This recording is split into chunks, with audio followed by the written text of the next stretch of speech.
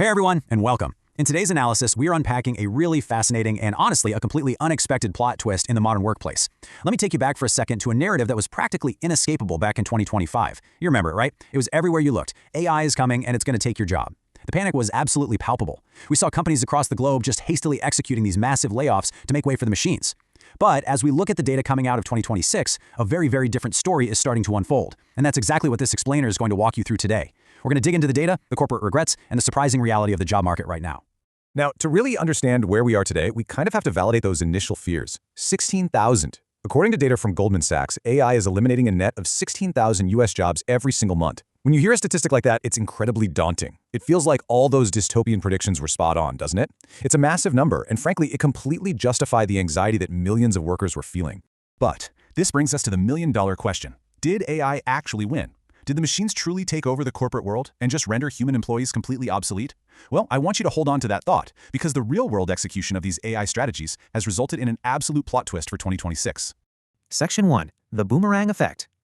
Okay, let's dive right into this. We are seeing this wild hiring pattern that analysts are calling the Boomerang Effect. Companies that loudly replace their staff with algorithms are now quietly, and in some cases desperately, asking humans to come back. It's a total reversal of the AI layoff trend, and the numbers behind this are staggering. A study from Robert Half reveals that nearly 29% of companies fired employees to implement AI, only to turn right around and rehire for human talent. And it actually gets crazier. Fast Company reports that nearly a third, 33% of hiring managers, eliminated a specific role because they thought AI productivity would cover it, only to realize their massive mistake and have to rehire a human for that exact same position. So, what went wrong here? Did AI just fail entirely?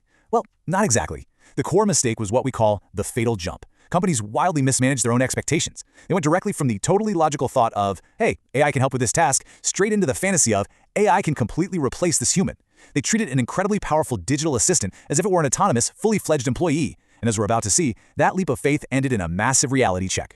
Which brings us to Section 2, when AI fails expectations. I mean, theory is one thing, right? But what actually happens when you unleash unsupervised artificial intelligence on your real-life customer base? Enter the McDonald's disaster. As documented in the Emerald book, McDonald's decided to go all in. They tested fully automated AI bots at 100 drive-thru locations. The result?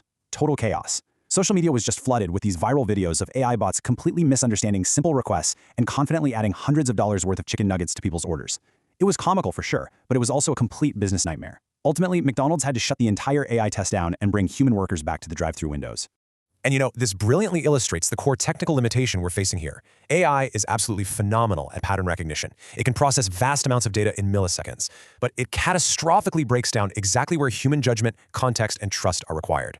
A human worker knows that literally nobody wants to order 400 chicken nuggets at 8 a.m. And AI, it just obediently follows the misinterpreted prompt. And that brings us to the human element. An expert in the Washington Times summed this up perfectly, saying, AI-based customer service looks great at the management level, but as a consumer, we hate it. Businesses completely ignored the consumer's deep-rooted dislike for fully automated, context-blind interactions. It's just a massive blind spot. Management was only looking at the spreadsheets, and they completely ignored the actual customer experience. Section 3. The Hidden Costs. Let's talk about those spreadsheets for a second. The ones that drove this entire AI layoff panic to begin with, based on the deeply flawed assumption that AI is just automatically the cheaper option. Data from Emerald Book Inc. shows that 73% of organizations that executed layoffs to make way for AI saw absolutely zero financial gain. Just think about that. Nearly 3/4 of these companies fractured their workforce, damaged their company culture, and hurt their customer experience, all for a financial benefit that literally never materialized. So why did that happen? Well, an NVIDIA vice president recently issued a really stark warning about this exact dynamic. The massive compute power required to run sophisticated AI models, it is astronomical. He noted that for his own team, the cost of compute actually far exceeds traditional employee costs. What corporate executives thought was going to be cheap automated labor quickly morphed into an incredibly expensive server bill. And here is what you really need to take away from this, especially if you're navigating the job market right now. Because of this boomerang effect, humans who actually know how to manage these systems are more valuable than ever before. Roles that were paying a $55,000 salary before the AI panic hit are now commanding $75,000 or more. Companies desperately need hybrid human workers. They need people who can manage, audit, and prompt the AI, ensuring it doesn't, go rogue and order hundreds of dollars of chicken nuggets. Section 4. The Human plus AI Future. This brings us to a really empowering realization. The future of work isn't some sci-fi battle of human versus AI. As a designer featured in the Washington Times noted, the future has to be intentionally designed as human plus AI. It requires this deliberate, thoughtful collaboration between human context and machine speed. We can actually see a masterclass of this in a success story from IKEA, which was documented in the Emerald book. Look at this. Step 1, they successfully automated 50% of their routine customer calls using AI. But in step 2, instead of firing people, they retained all 8,500 of those human workers. Step 3, they upskilled those workers into interior design consultants. And step 4, that human plus AI model became IKEA's fastest growing revenue stream. They used AI to handle the robotic, repetitive work, which freed up their human team to generate real, complex value.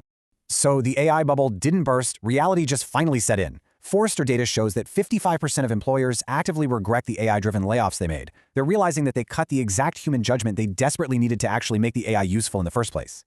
Let's look at the big picture timeline here. We had the 2025 mass layoff panic. Now, we are currently living through the 2026 Boomerang rehiring phase, and looking forward, Gartner predicts that by next year, 50% of the companies that cut jobs will be practically begging humans to return to fill similar roles. The pendulum is swinging aggressively back towards human talent.